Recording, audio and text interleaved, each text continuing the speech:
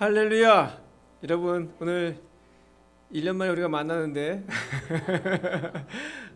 그래서 더 좋고 더 반갑고 그렇습니다. 2020년도 참 많은 일들이 있었습니다. 많은 일이 있었는데 그럼에도 불구하고 하나님께서 저희들을 사랑해 주셔서 우리가 또 예배자로 또 서게 해 주시고 또 우왕좌왕하지 않고 또 믿음의 경주를 또 열심히 하게 하신 하나님께 모든 영광을 돌립니다. 제가 어제 오랜만에 한국에 있는 친구 목사님 설교를 들었어요. 이게 유튜브에 올라왔더라고요. 저한테 카톡으로 보내주셨어요. 그래서 이러면 아는 목사님인데 오정모 목사님 그분 이제 설교 들었는데 그분이 그런 표현을 썼어요. 아, 문제가 아니라 디딤돌이다 라는 표현을 썼어요. 그래서 그렇다. 디딤돌이다. 문제는 우리를 멈추게 하고 우리를 끌어내리는 것이 아니라 문제는 디딤돌이어서 우리로 하여금 그 디딤돌을 받고 갔을 때 더 하나님께 가까이 갈 수 있고 또 하나님 앞에 더 빨리 갈 수 있고 더 높이 뛸 수 있는 디딤돌이다. 그러기에 어찌 보면 2020년도 우리에게 많은 그런 일들 또 경험하지 해서도 안 될 일들 또 하고 있는 일들 이런 일들이 결코 우리를 끌어내리는 것이 아니라 그것이 우리가 하나님께로 더 가까이 가는 디딤돌이었음을 감사드립니다. 또 올해 2021년도 우리에게 또 어떤 일이 있을지 아무도 알지 못하지만 하나님 이제 기대합니다. 하나님 어떤 일들이 우리 앞에 있지만 그 많은 일들이 저희가 하나님께로 더 가까이 갈 수 있는 디딤돌임을 알고 저에게 허락하신 그 모든 일들 잘 밟고 뛰어넘겠습니다. 그런 우리 화평의 모든 성도들 되기를 주의 이름으로 축원합니다. 오늘 제가 기도함으로 하나님께 나가겠습니다. 사랑의 하나님 아버지 참 감사합니다. 저희들을 사랑해 주셔서 귀하게 예배로 인도해 주시고 2021년 또 새해를 허락하신 하나님 또 첫 주 예배로 주 앞에 서게 하신 하나님 감사합니다.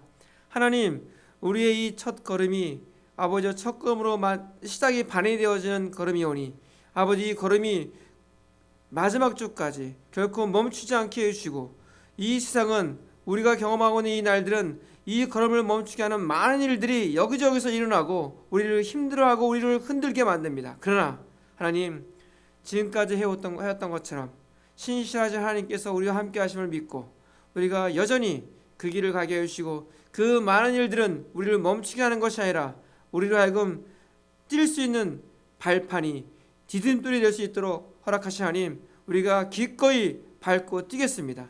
우리 성도들을 지켜주시고 오늘 예배도 주와 함께 해주셔서 여호와의 임재하심이 가득함으로 우리가 마음껏 주 앞에 경배드리고 주 앞에 춤을 추며 나올 때 아버지 영광이 오늘 이 예배 가운데 가득할 수 있도록 이끌어주시고 함께하는 우리 대면 예배로 드리는 우리 성도들 또 온라인으로 또 함께 모여있는 우리 성도들 그들이 어디 있든지 이 영광이 함께 누릴 수 있도록 아버지 이끌어 주시옵소서.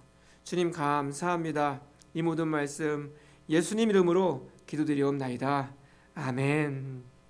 우리 찬송가 438장입니다.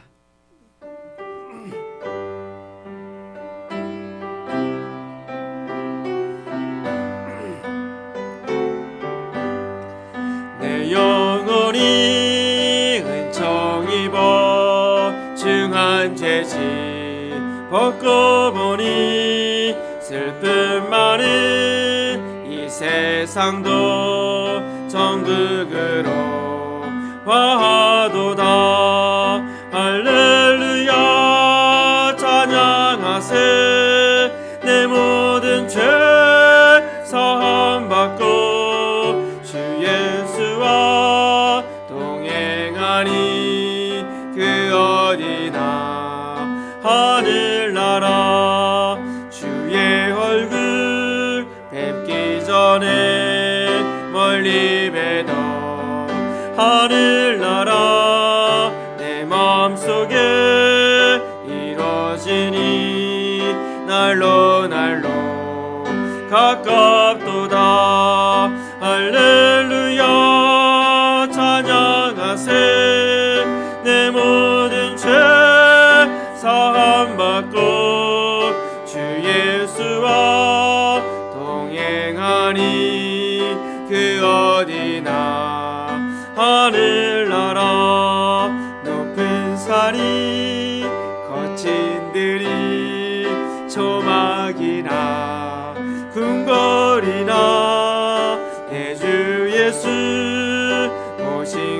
그 어디나 하늘나라 할렐루야 찬양하세 내 모든 죄 사함 받고 주 예수와 동행하니 그 어디나 하늘나라.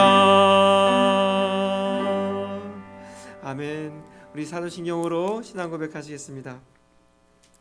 전능하사 천지를 만드신 하나님 아버지를 내가 믿사오며 그 외아들 우리 주 예수 그리스도를 믿사오니 이는 성령으로 잉태하사 동정녀 마리아에게 나시고 본디오 빌라도에게 고난을 받으사 십자가에 못 박혀 죽으시고 장사한 지 사흘 만에 죽은 자 가운데서 다시 살아나시며 하늘에 오르사 전능하신 하나님 우편에 앉아 계시다가 저희로서 산자와 죽은 자를 심판하러 오시리라.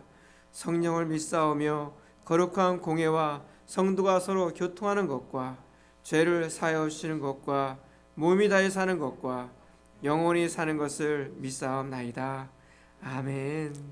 우리 찬송가 428장입니다.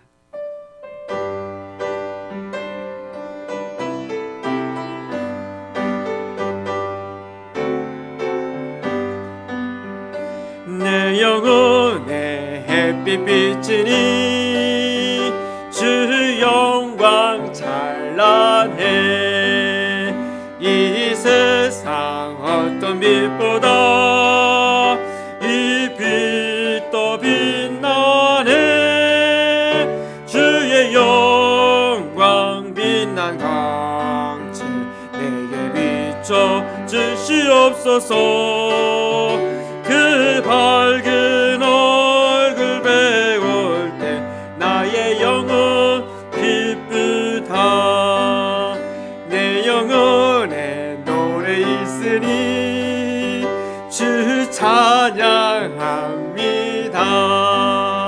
주 귀를 기울이시사 다 듣고 계시네 주의 영광 빛난 광채 내게 비춰 주시옵소서 그 밝은 얼굴 배울 때 나의 영혼 기쁘다 내 영혼의 봄날 되어서 주 함께 하실 때 그 평화 내게 깃들고 주 은혜 꽃피네 주의 영광 빛난 광채 내게 비춰 주시옵소서 그 밝은 얼굴 배울 때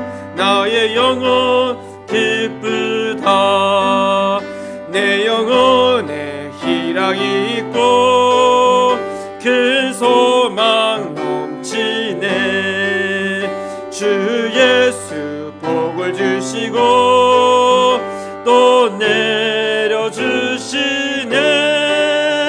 주의 영광 빛난 광채 내게 비춰 주시옵소서 그 밝은 얼굴 배울 때 나의 영혼 기쁘다. 아멘. 이 시간 우리를 대표해서 우리 도정숙 권사님 기도 인도해 주시겠습니다.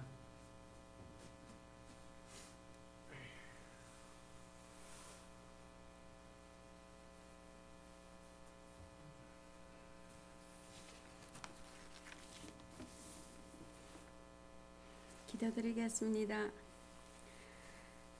거룩하고 자비하신 하나님 아버지 감사합니다. 우리에게 호흡을 주셔서 새날을 보게 하시고 주님께 예배 드릴 수 있게 하시니 감사합니다. 어려운 환경에서 추위에서 떨고 있는 자들이 많고 병들어 허망하게 죽어가는 사람들이 흔하게 보이고 경제적으로 곤란함을 겪는 사람들이 하고 많은 중에도 일용할 양식을 주셔서 생활하게 하시고 건강을 허락하셔서 아프지 않게 하심을 감사드립니다. 평강의 주께서 친히 때마다 일마다 너희에게 평강을 주시고 주께서 모든 사람과 함께 하시기를 원하노라 하시고 새해 아침에 말씀을 주셨습니다. 이 특별한 평강을 가슴에 품고 날마다 주님과 대화하기를 원합니다. 우리가 죄인일 때 우리를 아무 대가 없이 구원해 주시고 영원을 약속하신 주님, 저희들의 완악하고 더러운 죄를 용서하여 주시옵소서. 주님과 순간순간 어려울 때 뭔가 큰 결심을 할 때 주님을 먼저 생각하고 묻지 않은 죄 용서하여 주시옵소서.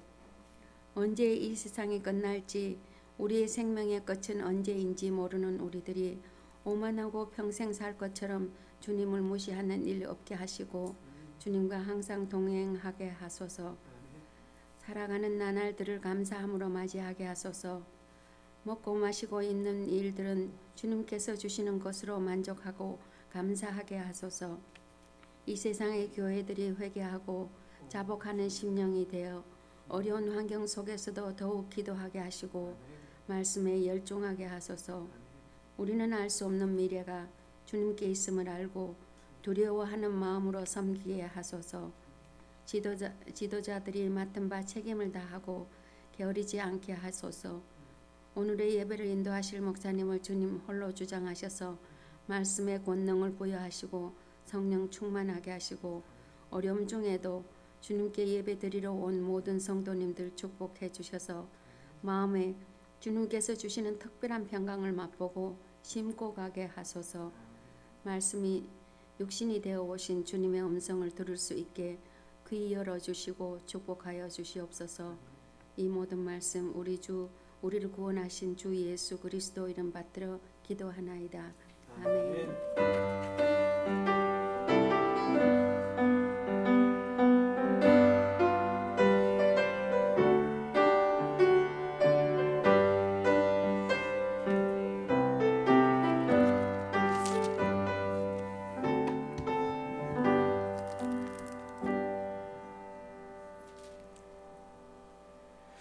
우리 하나님 말씀 보겠습니다. 하나님 말씀은요 갈라디아서 6장 17절 18절 말씀입니다.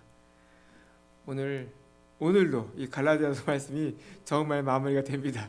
갈라디아서 6장 17절 18절 말씀입니다. 우리 한 목소리로 같이 한번 봉독합니다. 시작. 이후로는 누구든지 나를 괴롭게 하지 말라. 내가 내 몸에 예수의 흔적을 지니고 있노라. 형제들아, 우리 주 예수 그리스도의 은혜가 너희 심령에 있을지어다. 아멘. 2021년 저희 교회의 목표이자 방향은 제가 성구 영신예배 때 오늘 14절 말씀 오직 내가 십자가만을 자랑하겠다 이 말씀과 17절 말씀 예수의 흔적을 지닌 자 이것이 우리 교회의 목표이자 2000 방향입니다. 십자가만을 자랑하는 예수의 흔적을 지닌 자 이것이 저희 교회의 또 2021년 또 앞으로의 우리의 고링점이고 나갈 그런 걸음입니다. 바울이 오늘 갈라디아서를 이렇게 마무리하면서 우리에게 강력하게 도전하고 주는 이 삶의 방향과 또 우리의 골이 뭐냐면 바로 예수의 흔적을 지닌 자의 삶이다라고 강력하게 이야기하고 있습니다. 오늘 말씀을 시작하면서 17절에 바울이 부정적인 표현으로 시작합니다. 그렇죠? 이후로는 누구든지 나를 괴롭게 하지 말라 이렇게 이야기합니다. 왜 바울은 갈라디아서를 이런 표현으로 마치려 했을까요? 그리고 도대체 바울의 이 괴로움의 정체는 과연 무엇일까라는 겁니다. 실제 우리의 삶의 현장에서 우리 각자의 그 괴로움의 정체가 있을 겁니다. 그렇죠? 나를 힘들게 하는 그 무엇 누구에게나 다 있을 법합니다. 그것만 없으면 그렇죠? 그때 그 사람과 만나지 않았어도 그때 등등 지금 등등 우리가 할 이야기가 많이 있을 것입니다. 그렇다면 이 바울에게 있어서 이 괴로움의 정체는 과연 무엇일까요? 라는 겁니다. 우리가 예측할 수 있습니다. 한번 생각해 보십시오. 우리가 갈라디아서 말씀을 쭉 보면서 바울이 어떤 괴로움이 있었을까? 딱 떠오르는 것이 있습니다. 바울이 육체의 가시 때문에 하나님께 3번이나 기도했지 않습니까? 그에게는 항상 육체의 연약함이 있었습니다. 그것이 그의 괴로움의 정체일 수 있습니다. 그렇죠? 또 바울이 전도 여행을 이렇게 계속하면서 그 걸음이 만만치 않았습니다. 많은 핍박이 있었고 어려움이 있었고 춥고 배고프고 이런 일들이 비일비재했습니다. 그것이 바로 이 사도 바울의 괴로움의 정체겠구나 할 수 있습니다. 아닐 수는 없습니다. 그러나 그것보다도 더 중요하게 그의 괴로움의 정체는 뭐냐면 사도권에 관한 것이었습니다. 복음을 전해야 하는 사역자의 입장에서 이 문제가 그의 사역에서 항상 따라왔습니다. 저 사람은 가짜야, 가짜 이런 말들. 그래서 이 바울이 서신스럽게 기록하면서 내가 사도임을 강력하게 주장하는 글들을 계속 써 나갑니다. 왜 그럴까요? 그 사람들이 뭐라 하든 그냥 하면 될 텐데 왜 자기가 사도임을 진짜 사도임을 왜 이렇게 주장했을까요? 그 이유는 단 하나입니다. 사도권이 분명하지 않으면 그가 전한 복음이 훼손될 수 있기 때문입니다. 이유는 그거 하나입니다. 여러분, 내용이 아무리 바르다고 해도 거짓말하는 사람의 말이라면 여러분 생각해 보세요. 그 내용도 다 가치가 없어지는 겁니다. 복음이 아무리 값어치 있어도 바울이 사도권에 무너져 버리면 바울이 전한 그 복음은 다 가치가 없어지는 겁니다. 그러기에 바울은 더 이상 이 문제를 가지고 나를 괴롭게 하지 마라 라고 이야기하는 겁니다. 예루살렘으로부터 올라온 거짓 교사들이 이야기합니다. 바울의 사도권에 문제가 있다고 이야기합니다. 그렇죠. 그는 중요한 걸 하나 놓쳤다. 그게 뭐냐면 할례를 이야기하지 않았다. 지금 예루살렘에 있는 그 사도들 베드로를 비롯해서 그 사람들 다 할례 받았다. 또 그들 역시 할례가 중요하다고 이야기했다 하면서 그런데 지금 이 바울은 할례를 다루지 않고 있다. 구원받을 사람에게서 없어서는 안 될 그 흔적이 뭐냐? 바로 그것이 할례인데 지금 사도 바울은 그것을 간과하고 있다 라고 이야기하는 겁니다. 이 말을 들은 갈라디아 교인들이 들썩들썩하고 뭔가 잘못됐다고 생각하고 그 말에 해롭되고 있는 겁니다. 그렇다면 오늘 17절에 말씀하신 것처럼 이후로는 누구든지 나를 괴롭게 하지 말라. 내가 내 몸에 예수의 흔적을 지니고 있노라 라고 선포합니다. 자, 예수의 흔적, 이 흔적이라는 헬라어가 스티그마입니다. 우리가 이 표현을 많이 들었을 겁니다. 스티그마, 이 차양도 있죠. 그렇다면 왜 오늘 바울이 이런 표현을 썼을까요? 그 배경을 보면 그 당시 이 로마가 지배하고 있던 그 당시에 짐승이나 종에게 쇠도장으로 낙인을 찍습니다. 왜 낙인을 찍냐면 그 도장을 찍힌 걸 보고 이것이 누구의 소유인지를 확인하는 겁니다. 그 도장을 찍힌 건 뭐다? 다 종인 겁니다. 자, 그러면서 오늘 바울이 그 표현을 그대로 사용하고 있는데 그 이유가 무엇일까요? 라고 합니다. 그것은 나는 바로 그리스도의 종이다라는 겁니다. 나는 바로 그리스도의 노예다라는 겁니다. 이것을 얘기하고 싶은 겁니다. 자, 우리가 흔히 종이라고 표현하는 그 단어가 서번트라는 단어가 있고 슬레브라는 단어가 있습니다. 근데 성경에서 쓰는 이 종의 개념은 슬레브의 단어입니다. 그게 어떤 의미냐면 절대 복종, 절대 충성, 이것이 종의 덕목입니다. 그런데 이 종은 우리가 생각하는 그런 종이 아니라 억지로 맺어진 종이 아닙니다. 사랑으로 맺어진 종이라는 겁니다. 여러분, 사랑이 기초하지 않는 것은 진짜 소유가 아닙니다. 이해하십니까? 예를 한번 들면 남자 여자가 교제합니다. 이성이 만나서 교제하다가 연애를 합니다. 그러다가 우리는 헤어진 것도 너무 싫어, 서로를 구속하고 싶어 해서 하는 것이 무엇입니까? 결혼입니다. 결혼은 서로를 구속시키고 싶어서 하는 그 외적인 표현이 결혼입니다. 그래서 우리가 결혼을 구속, 굴레라고 합니다. 뭐 부정적인 표현 같은데 이게 부정적인 표현이 아니라 여러분 한번 생각해 보세요. 한 남자나 한 여자가 상대방에게 전체를 걸면, 한 여자에게 한 남자에게 나의 전체를 걸면 그때부터 모든 이성으로부터 자유하게 됩니다. 그렇죠. 결혼 전에 100명의 이성과 만나요. 그럼 모두가 가능성이 다 있는 겁니다. 그렇죠. 그러기에 항상 자유롭지 않은 겁니다. 그러나 내가 한 이성에게 내가 전체를 걸면 그때부터는 모든 이성에게 자유하게 되는 겁니다. 진짜 종이 되어야 진짜 자유가 찾아온다는 겁니다. 그 기초가 무엇이면 사랑에 기초하지 않는 그 자유는, 그 소유는 진짜가 아니라는 겁니다. 자, 그러면서 사도 바울이 그 이유를 어떻게 표현하고 있냐면, 우리 파워포인트 볼까요? 사도행전 14장 19절 말씀 우리 같이 한번 읽어볼까요? 사도행전 14장 19절 시작. 유대인들이 안디옥과 이고니온에 와서 무리를 충동하니 그들이 돌로 바울을 쳐서 죽은 줄로 알고 시외로 끌어내치니라. 바울이 어떤 위협이 있습니까? 바울의 사역 가운데 항상 이런 죽음의 위협이 있는 겁니다. 또 볼까요? 고린도후서 11장 23절부터 27절 우리 한 절씩 교독하죠. 제가 한 절 읽고 여러분들이 한 절 읽고요. 제가 먼저 읽습니다. 그들이 그리스도의 일꾼이냐 정신없는 말을 하거니와 나는 더욱 그러하도다.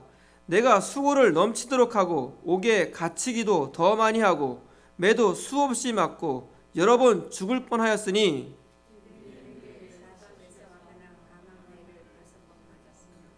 세 번 태장으로 맞고 한 번 돌로 맞고 세 번 파선하고 일주일을 깊은 바다에서 지냈으며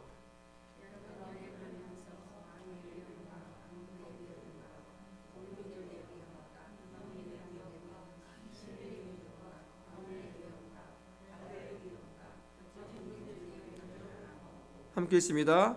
또 수고하며 애쓰고 여러 번 자지 못하고 줄이며 목마르고 여러 번 굶고 춥고 헐벗었노라. 아멘. 여러분, 바울의 일생을 이렇게 뒤돌아보면 한 번도 그의 삶에 위기가 비껴간 적이 없어요. 그냥 삶이에요, 삶. 얼마 전에 새해가 맞아서 어머니께 전화를 했더니 이런 통화하다가 맨날 아프대요. 뼈가 아프고 막 수술도 많이 해서. 근데 그냥 아픈 걸 그냥 삶으로 이렇게 갖고 산대요. 갖고. 어떻게 보면 바울이 그 위기가 항상 갖고 살았던 사람이에요. 그런데 그러한 고난, 그러한 생명의 위협, 그러한 위기가 그를 무너뜨리지 못했어요. 결코 그러한 것들이 거기에 바울은 굴복되지 않았어요. 왜 이것이 가능할까요? 그는 그리스도께 묶여진 순간 그러한 것들로부터 자유로울 수가 있었어요. 더 이상 위기가, 생명의 위협이, 어떤 재산이, 학업이 이런 것에 전혀 연연하지 않았어요. 비로소 자유로울 수 있었기에 그러한 것들에 연연하지 않았다는 거예요. 성경은 이러한 사도 바울을 향해서 뭐라고 말하냐면 세상이 감당하지 못하는 자다라고 이야기하고 있어요. 여러분, 모든 것으로부터 자유로울 수 있다는 것은 그런 것들이 다 필요 없다는 말이 아니에요. 그렇죠. 그러나 그러한 것이 있던 없던 상관이 없게 된다는 거예요. 그런 것을 누리던 누리지 못하던 그것에 상관이 없어진다는 말이에요. 바로 이것이 바로 그리스도의 흔적이라고 이야기하고 있는 거예요. 여러분, 바울이 다메섹 도성에서 예수님을 만나고 나서 예수님이 그의 마음속에 훅 들어와 버렸어요. 그러면서 그동안 자기가 추구하고 자기가 바라고 목표했고 열심히 살았던 것들에 더 이상 그런 것에 연연하지 않게 되었어요. 오히려 그것이 무익하기보다는 오히려 그것이 이제는 자기가 예수의 흔적을 지닌 자로 살아가는 그냥 도구일 뿐이었어요. 어느 순간 우리도 모르는 사이에 예수님이 우리의 마음속에 들어오셨어요. 그 다음에 우리의 걸음이, 우리의 삶의 방향과 태도가 달라지기 시작하는 거예요. 세상은 그런 우리를 보고 아까워하고 또 왜 그런 결정을 했는지 이야기하고 그 많은 손해를 왜 보느냐고 막 뭐라고 이야기해요. 그렇죠. 그런데 그러한 말들, 그러한 세상의 반응에 더 이상 우리는 연연하지 않아요. 그리고 오히려 그 걸음, 그 삶에 감사하고 우리가 거기서 기쁨을 찾고 거기서 힘이 있고 오히려 거기에 매여 있는 사람들보다 더 자유로워지는 거예요. 결코 세상에 얽매이지 않게 된다는 거예요. 누가? 예수의 흔적을 가진 자가. 자, 이것이 예수의 흔적을 가졌다는 의미예요. 좀 더 이 의미를 좀 생각해 보면 이 당시에 사회적으로 사람들에게 가장 영향력을 끼쳤던 사람들이 누구였냐면 힐렐 학파라는 애가였어요. 그러니까 이게 어떤 사람이냐면 힐렐은 디아스포라 유대인, 그러니까 포로에서 돌아왔던 혈통들이에요. 이 사람들이 포로에서 돌아와서 제일 먼저 세운 것이 뭐냐면 베이트 힐렐, 이게 뭐냐면 힐렐의 집이라는 토라 학교를 세워요. 그 사람들이. 그래서 거기서 토라를 가르치는데 그 토라 전체의 중심 내용이 뭐냐면 한마디로 그 주제가 뭐냐면 내가 하기 싫은 일은 남에게도 시키지 마라, 이겁니다. 그리고 나머지는 각주다. 이 말이 뭐냐면 나머지는 거기에 대한 그냥 설명일 뿐이다. 그래서 이 힐렐 학파가 이 당시에 가장 사람들에게 영향력을 주었고 그것이 그들의 삶을 움직이는 하나의 원칙이 되었고 그랬었어요. 근데 그런 시대에 누가 등장하냐면 세례 요한이 등장해요. 세례 요한이 뭐 그럴싸하게 등장한 것이 아니라 낙타 털어올 수 있고 뭐 거리에서 궁궐에서 등장한 것이 아니라 그 광야에서 나타나잖아요. 그리고 세례 요한이 처음 나타나서 한 말이 뭐예요? 회개하라, 하나님 나라가 가까이 왔다는 거예요. 근데 여러분, 유대인들에게 있어서 이 회개하라는 말은 결코 익숙한 표현이 아니에요. 왜 그러냐 하면 마치 그런 거예요. 목사인 저에게 목사님 구원의 확신이 있어요? 막 이런 거예요, 말하자면.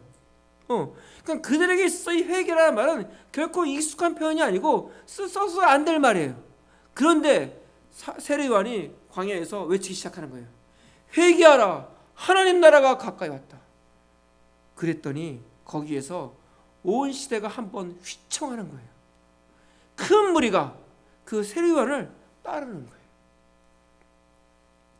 성경에서 이 회개라는 용어를 사용하는데 누가 사용하냐에 따라서 그 의미가 차이가 있어요. 라틴어로 사용할 때 이 회개의 의미가 뭐냐면 신께 용서를 구하기 위해서 사제들에게 자기의 죄를 고백한다. 이게 회개의 정의예요. 이게 라틴어로 회개가 신께 용서를 구하기 위해서 사제들에게 자기의 죄를 고백하는 것, 그게 회개라는 의미예요.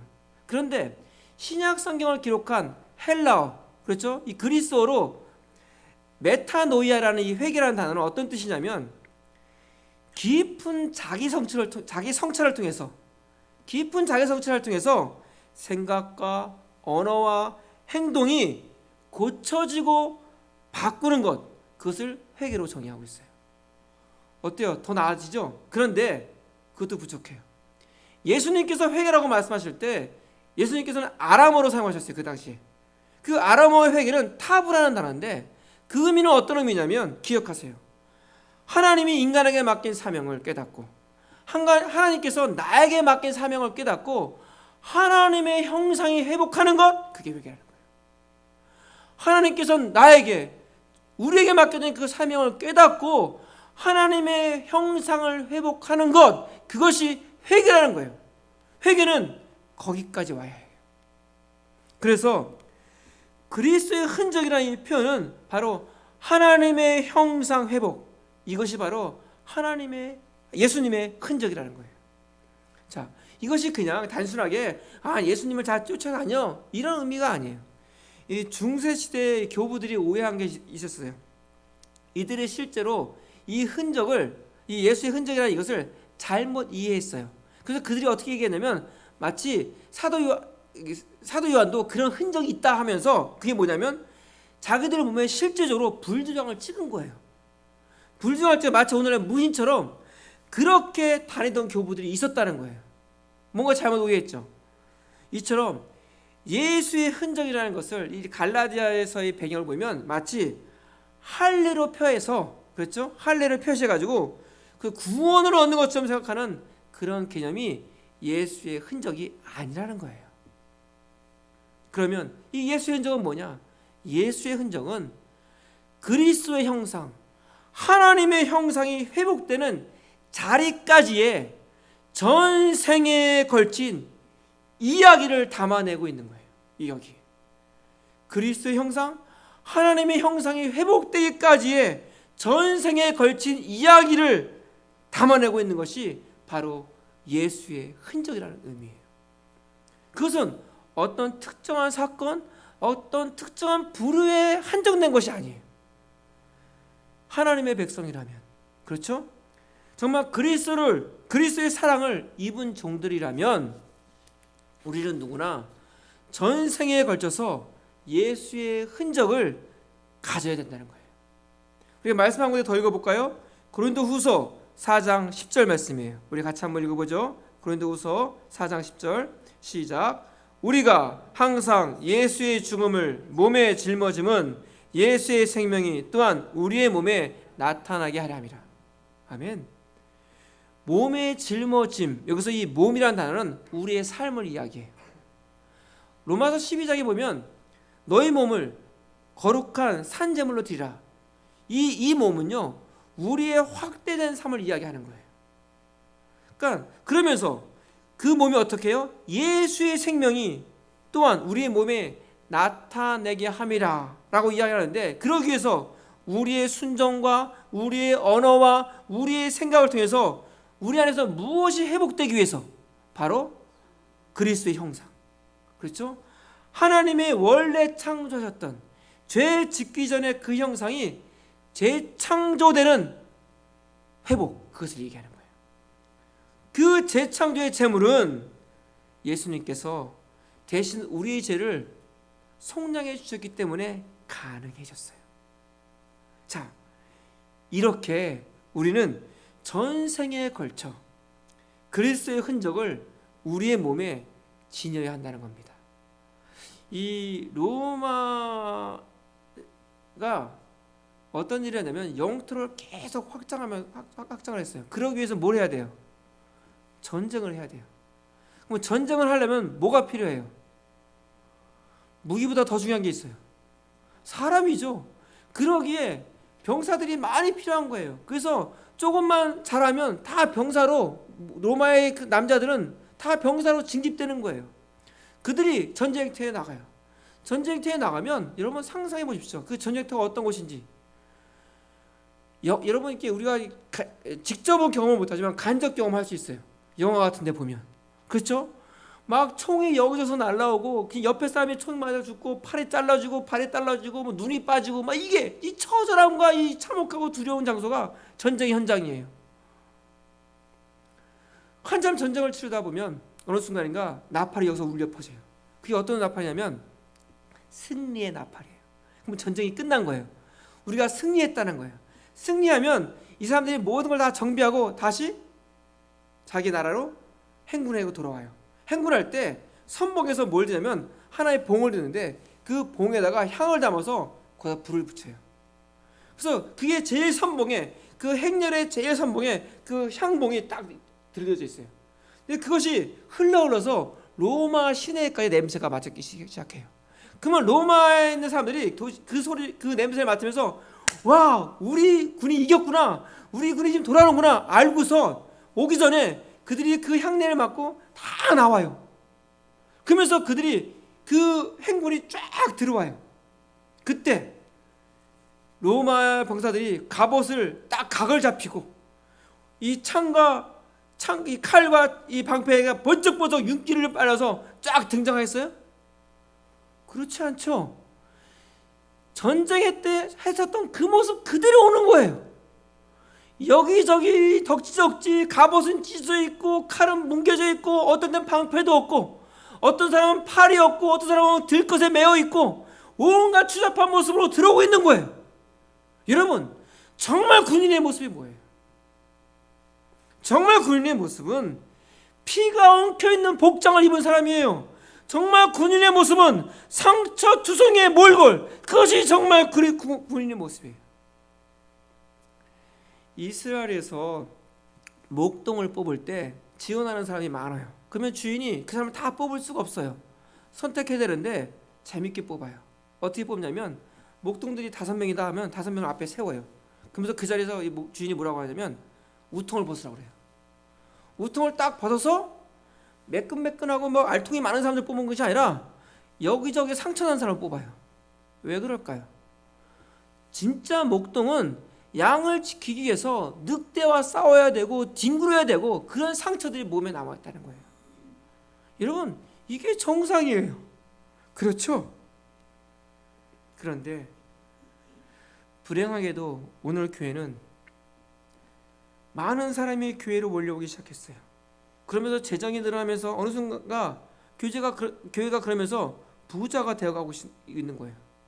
그러면서 이 교회가 어느 순간 중심을 잊어버리고 시대의 신현호를 하기 시작하고 시대에 맞춰서 아부하기 시작해요.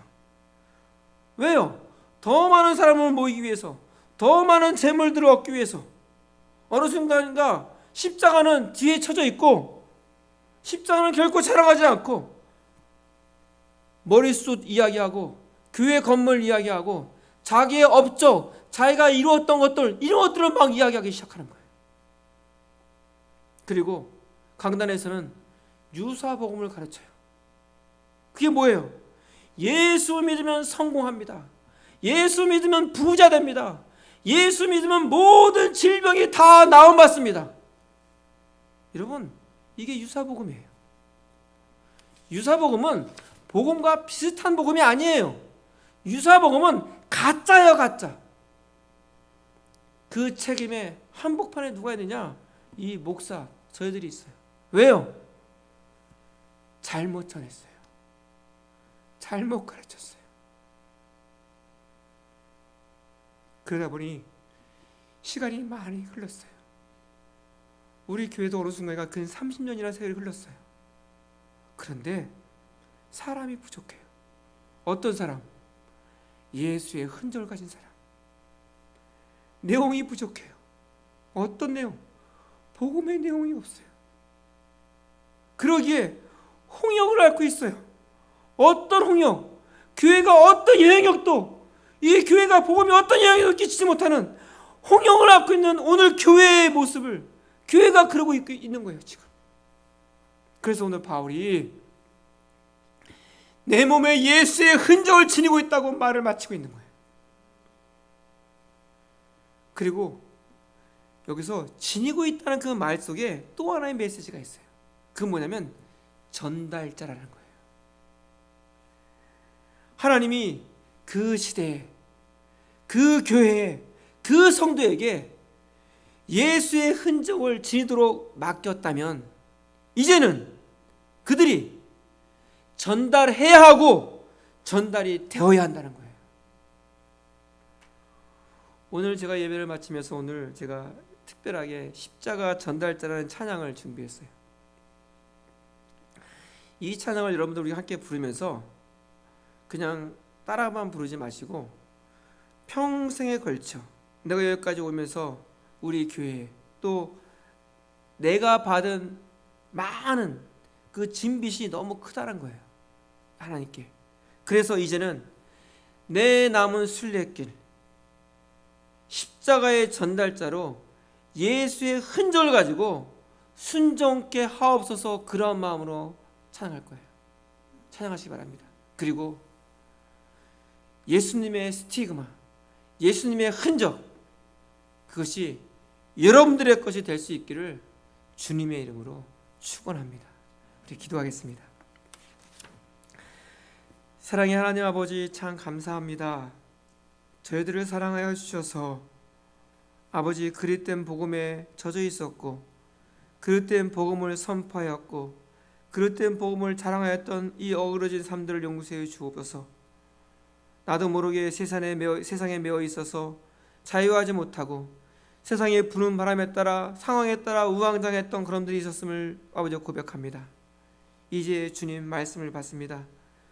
다시 한번 십자가를 자랑함으로 내가 예수의 흔적을 가진 자로 그러한 것들에 연연하는 자가 되지 않게 해주시고 오직 하나님의 형상 그리스도의 형상으로 회복된 나로 나의 전 생애가 나에게 나머진 우리의 생애가 다시 한번 주님께 드려지는 그런 걸음을 뗄 수 있도록 이끌어 주시고 이제 결코 우리의 삶 속에 십자가가 제외되는 그런 걸음은 한 걸음도 떼지 아니하도록 이끌어 주시고 세상이 원하는 그것을 얻기 위해서가 아니라 내가 예수의 흔적을 나타내기 위한 합당한 삶을 살 수 있도록 우리 성도들을 지켜주시고 이끌어 주시옵소서.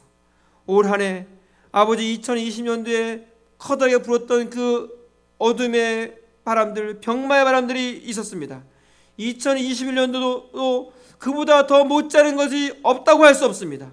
그럼에도 불구하고 우리가 예수의 흔적을 가진 자로 거기에 주눅들고 넘어져 있는 자가 아니라 오히려 그런 것들이 밀어닥칠수록 그것이 우리의 디딤돌이 되게 해주시고 디딤이 되게 해주셔서 더 가까이 하나님께로 나아가는 우리 믿음의 성도들 될 수 있도록 여호와여 도와주시옵소서. 주님 감사합니다. 이 모든 말씀 예수님 이름으로 기도드리옵나이다. 아멘. 우리 십자가 전달자라는 찬양을 할 텐데 한번 이렇게 모르셔도 한번 따라가 보세요. 쉽습니다. 한번 가보죠.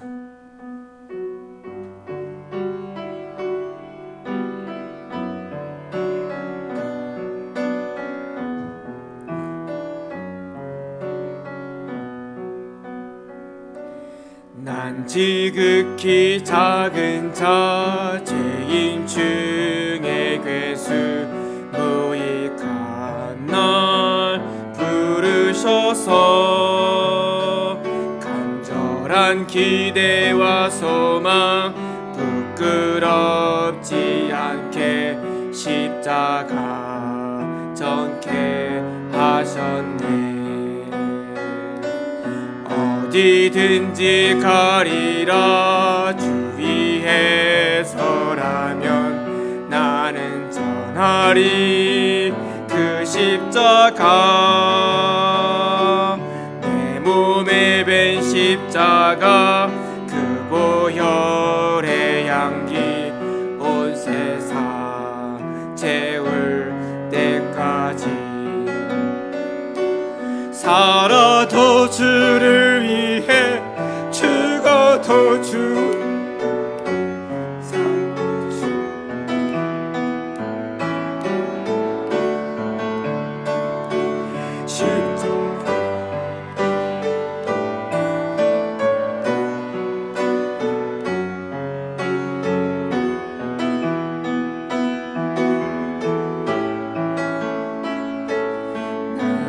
작은 자 죄인 중에 괴수 무익한 날 부르셔서 간절한 기대와 소망 부끄럽지 않게 십자가 전케 하셨네. 어디든지 가리라 주 위에 서라면 나를 전하리 그 내 몸에 밴 십자가 그 보혈이 온 세상 채울 때 살아도 주를 위해 죽어도 주를 위해 사나 죽으나 난 주의 것 십자가의 능력 십자가의 소망 내 안에 주만 사시는 것 살아도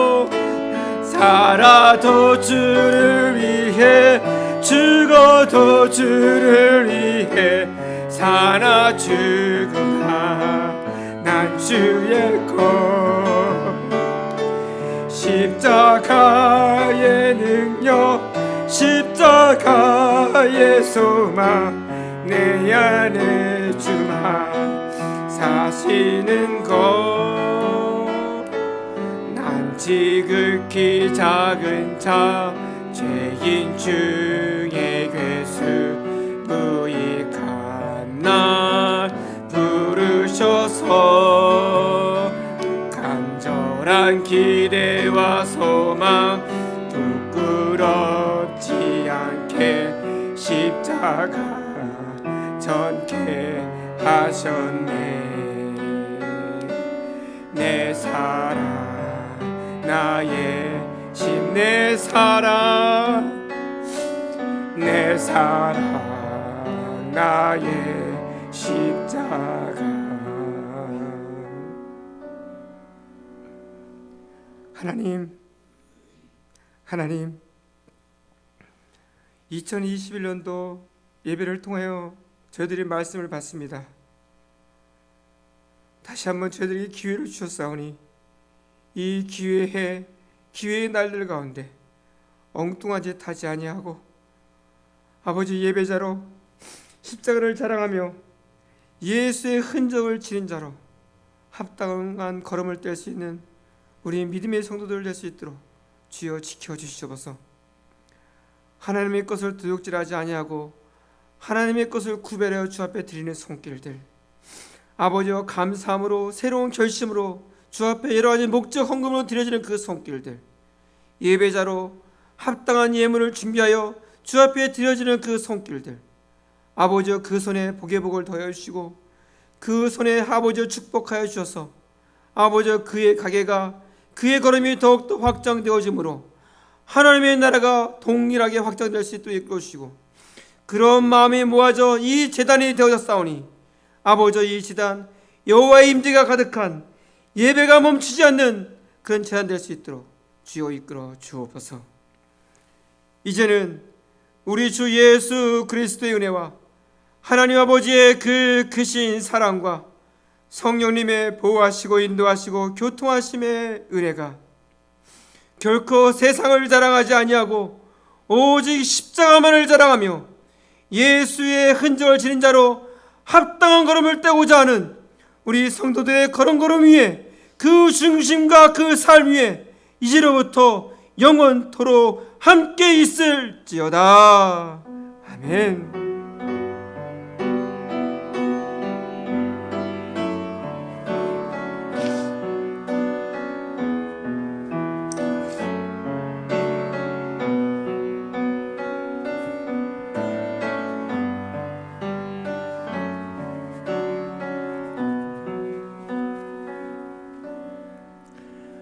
할렐루야. 오늘 또 2021년 첫 주 예배를 하나님께 올려드렸습니다.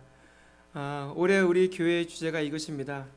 십자가만을 자랑하고 예수의 흔적을 지닌 자, 이것입니다. 우리가 그 부르심을 여러분들이 계속 외치십시오.